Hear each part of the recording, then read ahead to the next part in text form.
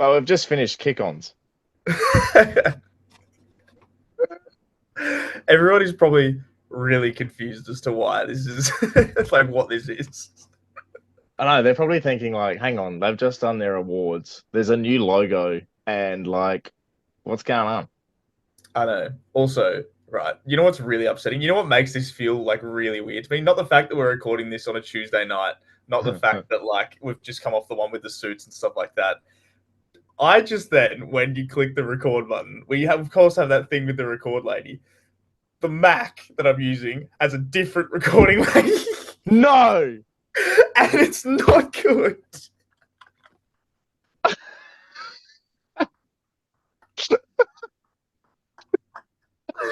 actually really upset me.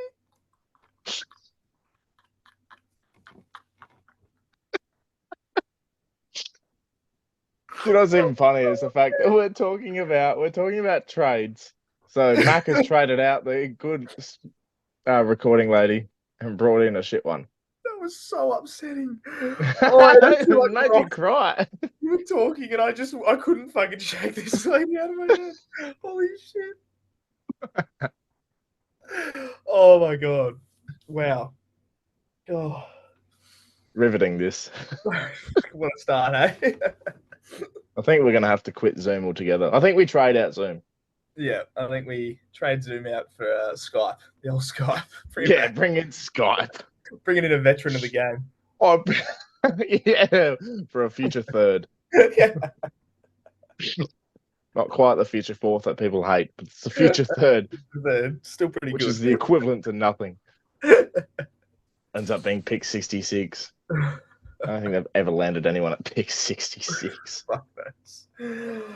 Oh.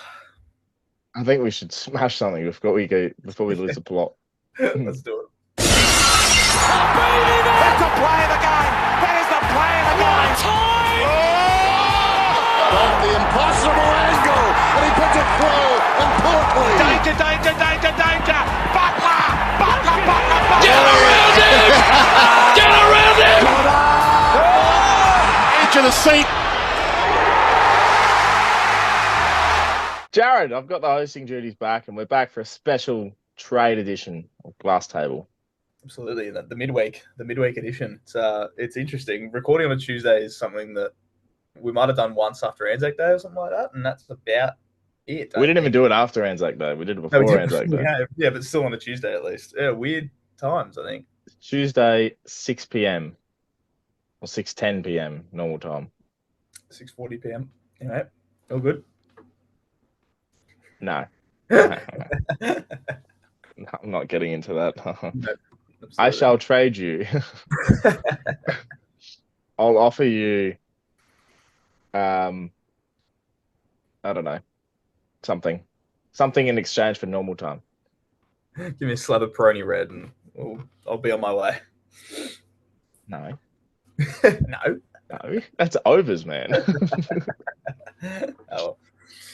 So yeah, big week. It's only been 2 days, effectively, of the trade period. 5 or 6 days of the free agency, and we've had a bit going on. We thought we'd do this because, well, I don't know. I think we're bored, really, and we have no other way to express our trade interests. So we thought we'd just talk about it.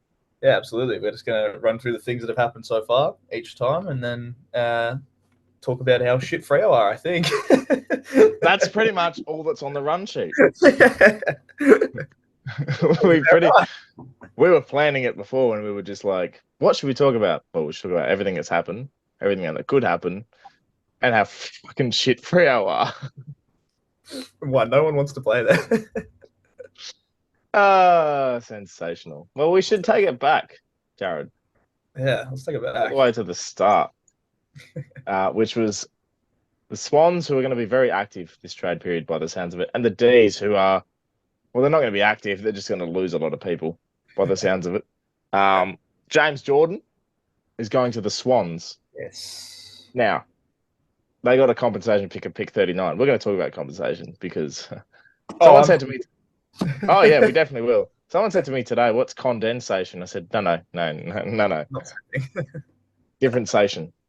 Well, actually, it could be the same. There's a lot of stuff left. Anyway. I'll get to that later. James Jordan to the Swans. Yes, very interesting. I actually kind of like this. I think James Jordan is a pretty good footballer. And I think he's, like obviously trying to break into that Melbourne midfield is pretty rough. It's not an easy job, and he's kind of just in that really awkward spot where he's like a mid and a winger and a half forward and a half back, and he's just in that real awkward, kind of spot. So understandably, he wanted to get the new lease on life, kind of thing. Going to Sydney, I think, is very good because they're, I think, going to be pretty good in the next year and the coming years and stuff. So hopefully he can break in there because I quite like him. But yeah, man, it was a weird one. This is one of those ones where I'm going to be like, geez, I forgot that happened. like that's a weird thing to happen, I think.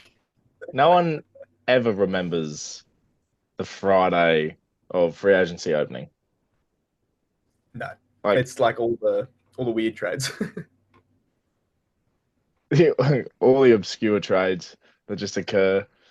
It's just the next one was Matt Flynn going to from GWS to West Coast. Like if you compare Matt Flynn, James Jordan, next year you won't remember what happened. One of them will be retired by then. I'm almost sure of it. Someone's getting sent to the bin. But Matt Flynn going to West Coast is very, I don't know. I didn't really pick it. For a second, obviously we know Matt Flynn. He's got the ruck disease, the Gumby. Yep. Gumbyitis. But I, for half a second, thought it was Briggs. Because they all look the same to me. Oh, okay. This is something I want to talk about, right? Matt Flynn, Kieran Briggs, and Braden Pruce are the same person. Yes, there they is are. no telling them apart. They are three of the same guys. You could play one in the ruck each week, and I would not know the difference. They are the same person. Generally, they are.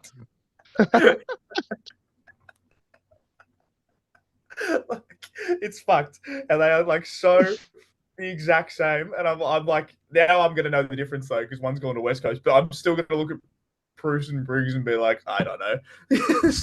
Yeah, which one's which? I've got generally no idea. Like they have the same build. I reckon they've got the same haircut.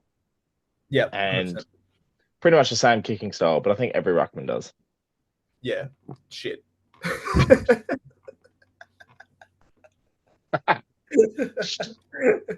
Long, high. Oh, there goes one now. Look at it go. I think one just landed in my backyard. Pretty sure Scotland. I'm pretty sure there was a game this year that Scott Lycett kicked one, and it went. I think it's still coming down. To be honest, it's fucking straight up. It's higher up than it is long.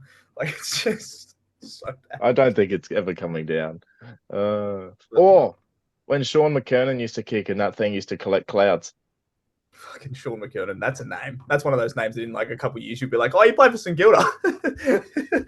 And wait, St Kilda, Adelaide, Essendon. Yeah, most of his I think games came at Essendon, but he ended up coming to us. I was like, what the fuck is that? Oh, it's so weird. What a weird time. Matt Flynn, compensation for that free agent move. GWS got pick 40. Wonder how many picks from pick 40 want to do anything. Well, none probably. There's a genuine sweet spot in the draft, but then there's like the 35 to 50 where you don't nail at all. No one ever has nailed it. And then there's like that 50 to 65 where I think people, Robbie Gray, Justin Westhoff was picked 71. Yeah, I think Jack Stephen was late. I don't remember how late he was, but like there's like just real weird late picks that just somehow get there. So if you go by compensation picks, James Jordan was picked 39 and Matt Flynn was picked 40. James Jordan is better by one pick. If this is how you want to grade footballers. We're doing it. We're doing it this way. James Jordan is a whole one pick better than Matt Flynn. I'm writing it down. I'm ranking them. Ranking compensation picks. Fuck. Ben Mackay is in fucking good shape. Yeah. Going by this, Ben Ben McCarthy's McCarthy, meant to be a he's fucking hell of a finally gonna footballer. he's finally gonna top the list. Fucking what a footballer he is. Holy shit. I will move to the next one, which was Yes. also done on I'm pretty sure on Friday. No, Saturday, Sunday, whatever. It was Friday. updated on that. Joel Hamling went to the Swans. And this is how good Joel Hamling is. He got no compensation at all for Freo. I was about to make the same joke, being like, if those guys are bad, how do you rate the guy that didn't get any compensation? Do you know what's even funny is the fact I've already seen Sydney Swans best 22s for next year. He's in there. A How? fullback. I did forget they don't have Paddy McCartan anymore, so that kind of makes a little bit of sense. But also, it's Joel Hamling, right? He's 30 years old. He's 30 years old. Oh man, It's going to be his fourth club, apparently. I thought he That's only an played for obscure two. fourth. That's an obscure fourth club player, I think. Good luck on that one, footy grid. Yeah, I was gonna say, good for the footy grid. That Very good. Any thoughts on that? I have no thoughts on Joel Hamling. I have no thoughts on the trade. I have no thoughts on anything like that. I saw it and I went, fair enough. Didn't know you were still in the league, so I just went to the next thing. Didn't know you were still in the league. Tell me you played at Freo without telling me you played at Freo. Fucking Fremantle, man. Jesus Christ. Obviously, going to see number. Do you reckon he'd wear? 37. Right. Something just like 20. No, not even 20. Nah, he's got to be in the 30. I don't even fucking. He's not doing 20s. He's not doing 20s. He's not It'd be doing 20s. 39 seems about right. I think that might have been Paddy McCartan's number. Maybe. We'll move on to the next one, Jared. Yes. Jared Thomas, the trade expert. Nah, we're furthest from. I don't think I've kept up with anything at all in this trade period. Hence why we're doing this, so we actually update ourselves. I was gonna say, I think I need this to keep myself in the loop, otherwise I'll struggle. Tom Doherty went to Brisbane. Yeah, fair. He went to Brisbane. I heard a little rumor, right? That he went to Brisbane. Obviously, he's done his knee ACL. He had 4 years on the table from the Crows. They refined it because of the injury. They brought it back to 2 years, and it was more of a reason because of his knees and stuff like that. So they were like, well, if you don't want to stay on this 2-year deal with an option of a third, I'm pretty sure it was, shop around. And I think Brisbane's been interested for a while. And in the end, they've come back. Both parties are pretty satisfied. They're not going to match the Crows, obviously. And the Crows have danced out of this one with compensation pick 19. I don't mind that. Like, it almost, I think, matches up like player to compensation, kind of. Like the other ones are a bit weird, and like the Ben McKay one we'll get to. But like I think this kind of almost matches up as if it was like a trade normally. This suits Brisbane very well, I think. I think they needed a sort of key back and another defender that can take a tall and stuff like that. And Doty / Duday / whatever the fuck this guy's name is, I think really sort of fits that spot. And Adelaide, I think, are going to be fine without him because they were this year, no ACL and whatever. So I think it's pretty good, personally. Well, I think the Crows have got depth anyway in their back line. So did Brisbane, but the Lions need that third tall, and that's what Tom Doherty, Doo-da-dee-da-doo, whatever his name is.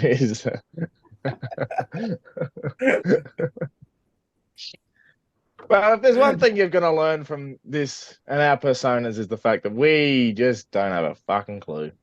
Nah, we're just like, oh, maybe it's this, maybe it's the other. I don't know how to say it. How do you pronounce vowels? I'm pretty sure I called Josh T-E-I-O. Josh Treaky early in the year. So. Oh, Tricky. Oh, we're good at this. We're real good Forgot at about this. that.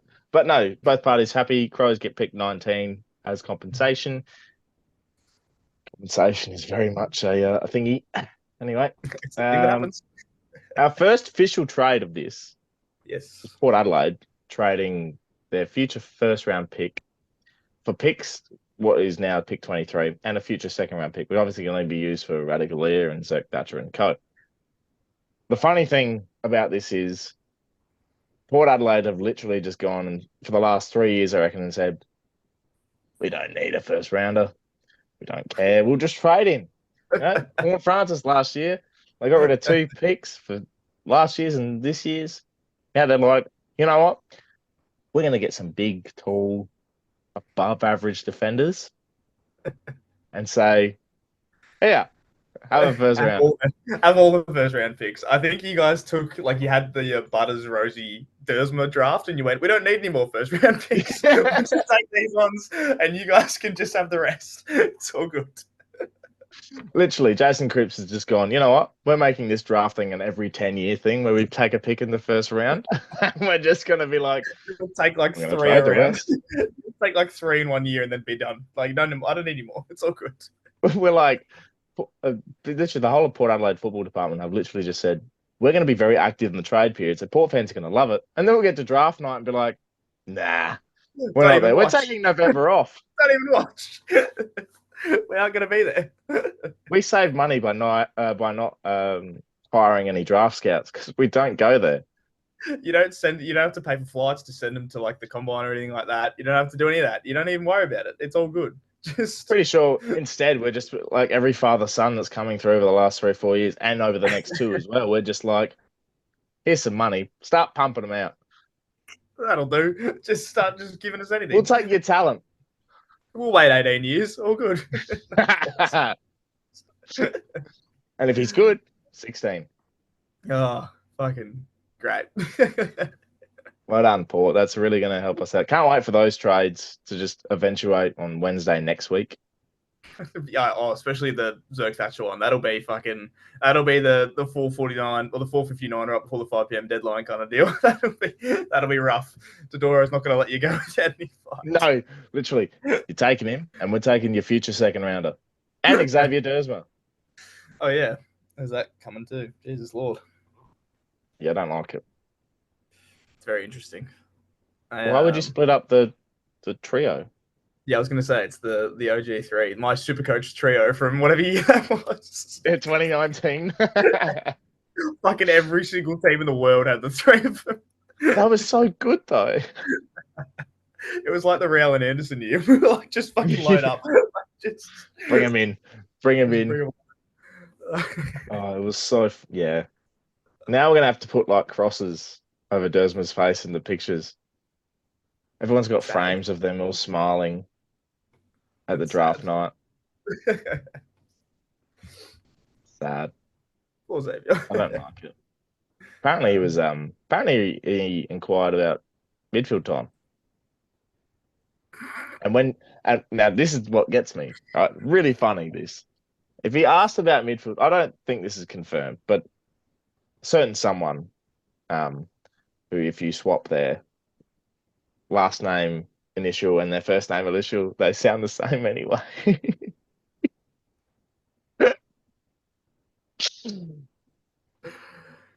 Horns. He said on Trade Radio, he was like, oh, apparently like in the team meeting, well, in their exit meeting, he was like, Dersma wanted more midfield time.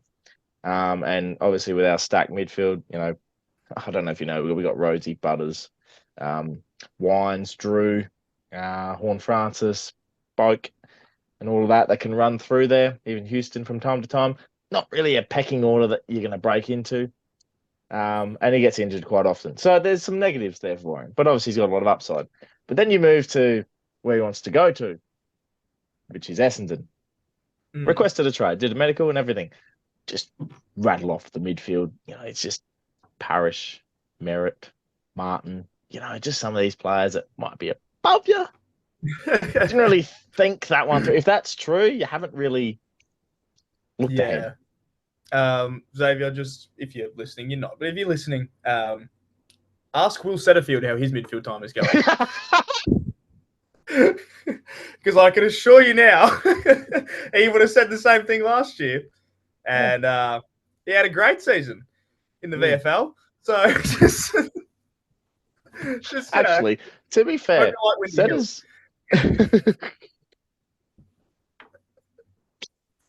on the sash. Setters was actually pretty good in the first 6-7 games, and then he got injured. And then they were like, you got injured, your midfield time's not happening ever again. Storm again. Oh, Lord. Speaking of the Bombers, and who's going to be helping that midfield time and the Gumbiitis I spoke about before, it's 72-year-old Todd Goldstein. He's as old as that hit out record that he had. Yeah, literally. Do you like this? I don't know how I feel. What about Draper? What about Andre Phillips is gone? Well, Andrew Phillips. I'll call him Andre because no other reason. Fair. Got to give a bland person a good nickname. I think it's okay.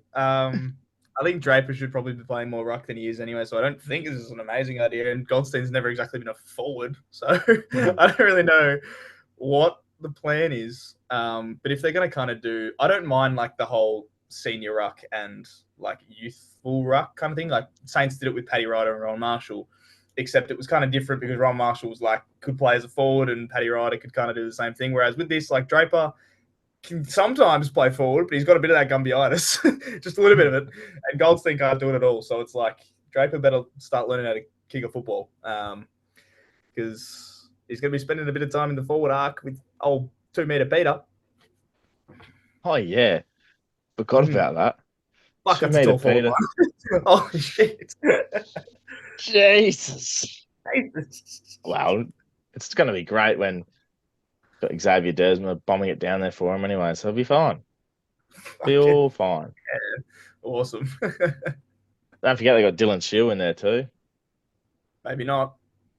Maybe not. Yeah, but you really want someone that's got has had more knee surgeries than a surgeon. More knee surgery. Single knee surgeon. Yeah, a surgeon that's given knee surgeries. It makes sense. No, I get it. Good. I actually, I don't mind it. I think it's okay. Maybe. I don't think it's gonna happen. Oh, they're getting Jade Gresham as well.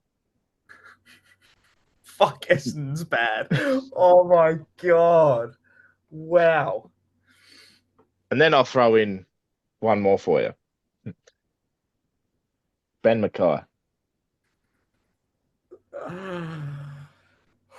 Actually, are Essendon losing anyone? No, the same. It's a destination club, apparently. Destination for who?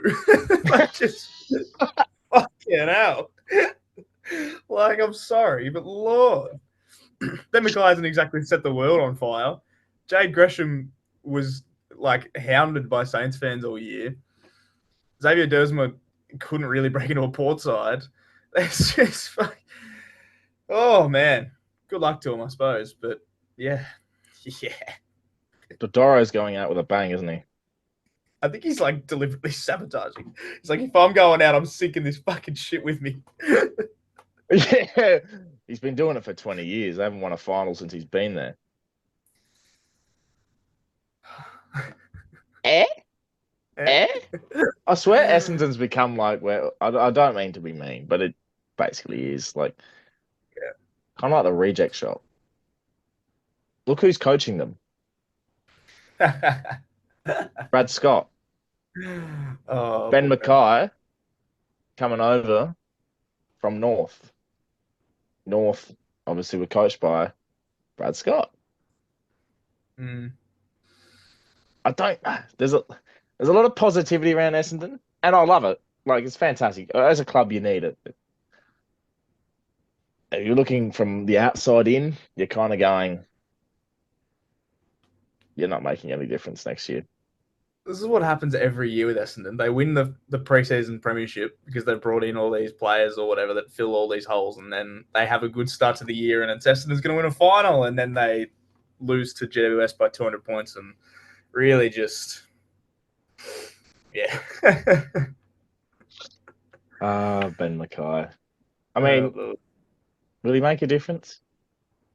I mean, he's the best player that we've ever seen. Apparently, he's worth pick 3.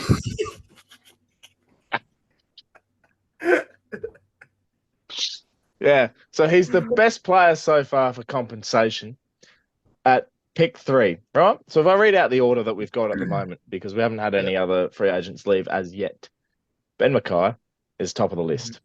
Tom Dudade is second. James Jordan, Matt Flynn, Joel Hamling. That's your top. That's your 5. And if you Todd look Goldstein back with them as well. Todd Goldstein with Hamling as well. Oh yeah, because Todd Goldstein was Free agent. North Melbourne didn't get a compensation, but they got pick 3. So yeah. If you put Todd Goldstein and Joel Hamling in a ring, who's winning? I think everyone would just leave before we even knew who won. It's a real undercard fight, isn't it? That's not even the undercard. That's the fucking pre-show. That is just. It's not shown live unless you've got a subscription. Yeah, absolutely not.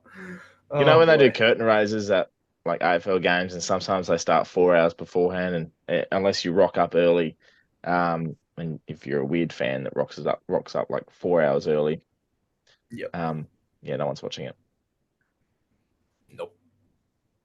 Absolutely. I'm gonna put Todd Goldstein above Joel Hamling just for the amusement. Just for the fact that he's been around. He's just played for longer. He was good in his time. So next week when we get to it, we'll rank them all. Yeah. From when we're the official list, and I really look forward to that because that's been quite amusing actually. Oh yes. And just before we jumped on a call, the last thing that's been happening is James Harms got traded to the Western Bulldogs for a future 3rd round pick, which is the equivalent to me is when Lockie Hunter got traded from the Dogs to Melbourne. Yeah, and there's also like when Shaki went from the Dogs to Melbourne. There's a bit of a weird little thing there between the D's and the Dogs. Daniel Cross was a few years back as well. Yeah, there's another one I'm trying to think of, and I've lost it. Adam Tomlinson? No, he didn't play at the Dogs, did he? I don't even fucking know. No, that was GWS. Yeah, no, I know. There's another one, but I can't think of it. So I'm just ignoring it. Yeah, I can't remember. But it's very amusing. Weird pick. Kind of like it. Yeah, I think he's better than a future 3rd, I suppose. I think the benchmark for the whole like future 3rd selection is like last year when Blake Acres went for a future 3rd. Like that's Freo being Freo and stupid. And I don't think James Harms is Blake Acres level, but I think it's probably still unders. And I think James Harms can make a decent enough impact. And he might get midfield time if like Bailey Smith and stuff leaves, because then he might all of a sudden have himself in the starting 22. But yeah, it's I think it's okay. I think he's still an alright footballer when he's around. Stephen May doesn't think so, but it's how it is. Yeah, Stephen May is not happy at the moment, is he? I was going to say he got real drunk the other night and started abusing Collingwood. So. It's very funny that. I saw a good wrap up of it. I think Jordan Dawson did, as you said just then. Jordan Dawson did the same thing. But essentially, you're at a BNF, and people are telling their supporters, their sponsors, and people that are basically inside the Port Adelaide Football Club all the good things they want to hear. It's gonna fucking happen. Like, what do you expect? What are they going to come out and say? Nah, we were about right. We finished 6th. Pretty satisfied with it. Yeah, I don't know what they thought was going to happen out of that. Like, oh, we're better than Collingwood. Yeah, of course they're going to believe that. And Collingwood fans are dragging it out. Oh no, you won the premiership. You know what? It's fine. I wish I could trade you for East Fremantle. And I would take a future 4th round pick. I don't give a fuck. I'm sick of you. We get it. You want a flag. That's all I got, really. I don't really mean it. Just frustrates me that people take everything that someone has said at an event for a club to club Literally. people and their supporters. Obviously, some support, like Port Adelaide did it the other night. And I was Mm. sitting there going, yeah, this is just, tick the boxes, right? Let's just tick them off. We're going to the off season. It happens. Supporters are going to be happy or mad with it. Other supporters shouldn't give two stuffs about what other clubs are doing at their BNF. I know. Like it's a private setting where they're obviously not going to come. Yeah, they're not going to come out and be like, "Ah, we're pretty shit." Like no one's going to say that. Like they're going to come out and be like, "Yeah, like we thought we were a really good team. Like we thought we should have done better." Especially Melbourne's going to think that, of course, because they lost both their games by not a lot and they kicked themselves out of it. Like obviously they're going to say that to their fans because why wouldn't they? So whatever. People are just taking these comments way too seriously. And it's like just calm down. Like it's all right. Anyway, all in all, for James Harms coming to the D's, is the D's have pretty much replaced their quota of having a James on the list. James Jordan out, James Harms in. It's the small things, Jared. It's the small things. I was actually just going to say, there's also a trade. The Dogs got the 4th pick. I don't know if you saw that. They got him from Gold Coast. Oh yeah, it's not in here. Oh no, I've just found it. I've scrolled right past it because I really wanted to talk about Ben Mackay. Yeah, that's fair. But like that's kind of just a pick. Weird that Gold Coast did that, I think. But they get Yeah, two but they've first got rounders for it. So yeah, they've got a lot of top end talent though. yeah, Gold Coast. I think they were trying to bolster the list a bit.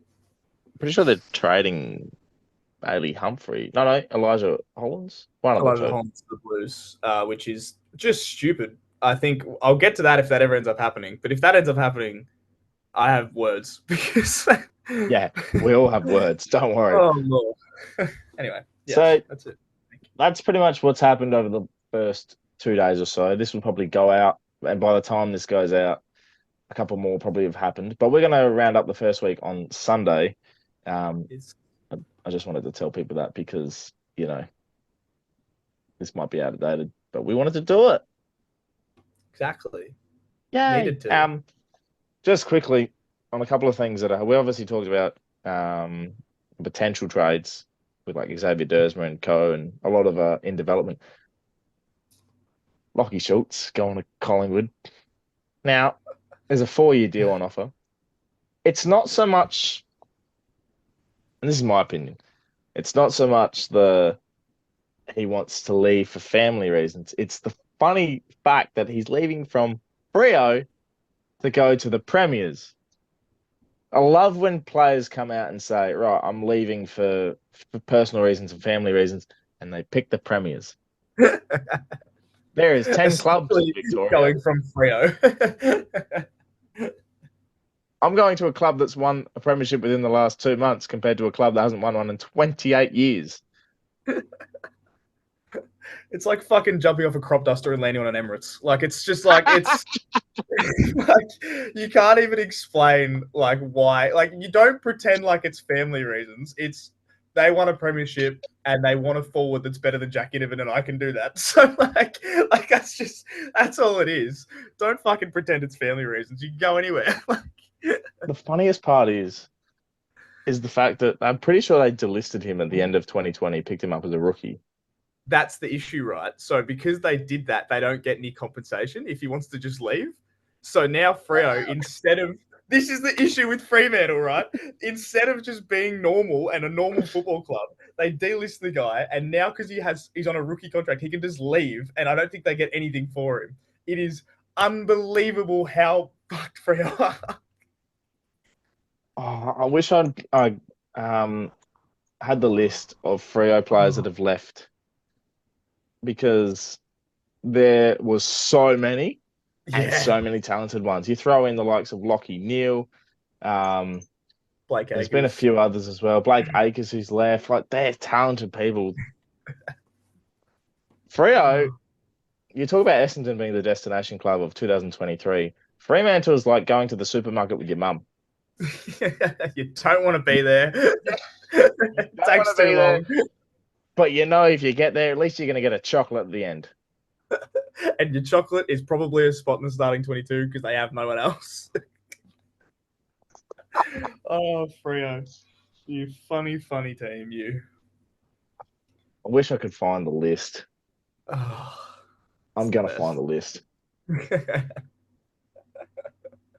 I want to It's find the list because it is just it is the actual best. While like you find the list, yes. I'm going through just quickly. There's obviously the list changes and stuff like that, and we've had a few like delistings and things. Any interesting ones? There's just like Jackson Haley from Adelaide. He never really got a chance. Nikai Cockatoo retired, but he probably just got delisted. Let's be real. That's the same with Lockie Plowman. He did very similar. There's a few that had that. Jed Anderson left the Gold Coast. He's got delisted. Charlie Constable, again, retired, got delisted. Let's be real. What else do we have? Sam Menegola got delisted, but that was also just retirement. Sam Simpson, who is a little personal favorite of ours from his fucking little cameo that he had earlier in the year. He's gone, which is really sad. You know what I realized? Sam Yeah. Simpson was the one that got crushed by Menegola in the 2020 Granny. Yeah. Yeah, like murdered. Plenty happening. Jason Gilby, the milkman, he got delisted. What else we got here? Running out of ones to look at. Ben Cunnington just retired. That's so fair enough. Few young North boys. Phoenix Spicer, one of the coolest names in the AFL. He's gone as well.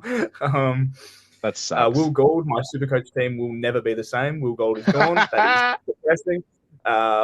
Saints got rid of Jack Vitale and Jack Paris, who was like the quickest person I've ever seen in my life. Trent Dumont gone. Bryn Teakle gone. Riley Bonner gone. Way. Sam Petrevsky-Seton gone. No way. Sam Petrevsky-Seton, right, left a Spooners Carlton because he wanted to go to West Coast for more opportunity. He then finished bottom both years at West Coast and got delisted. And now Horrendous. Carlton I'm are running out of breath. prelim. Yeah, I'm running out of breath, but that's it. That's all the funny ones. There's just been some funny delistings and retirements that I just thought were very good. So I found the list. Good. So I'm going to match your list of delistings, and we're going to call this Freo's Max. Well, they said Freo's Mass Exodus. But I'm going to be like, Freo, heave gone. Freo, heave ho. Heave ho out of there. Hayden Crozier. Yep. Lockie Weller. Went to the Gold Coast. Lockie Neal, now a two-time Brownlow medalist.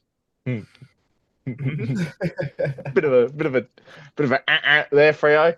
Ed Langdon. Yep. Brad Hill. Your mate. I liked him this year. It's fun. Jesse Hogan. Adam Chera. And my personal favourite is the next couple because I still think they're playing better outside of Freo. Lloyd Meek. I forgot he was there. Rory Lobb. Oh, yes. Darcy Tucker, Stupid Sexy nominee. Mm-hmm. Griffin Logue, who was at North now. Yeah, poor bloke. Blake Acres. And now the two that are pending at the moment. Liam Henry, who's going to probably end up at the Saints. And Lockie Schultz.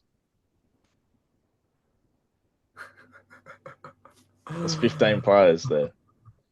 Oh, Freo. You remember Harley Ballick or Ballich? Yes, I do remember Harley Ballick. Yep. He went back to Melbourne. He's on there too. Yeah. Didn't mention him because I forgot where he went.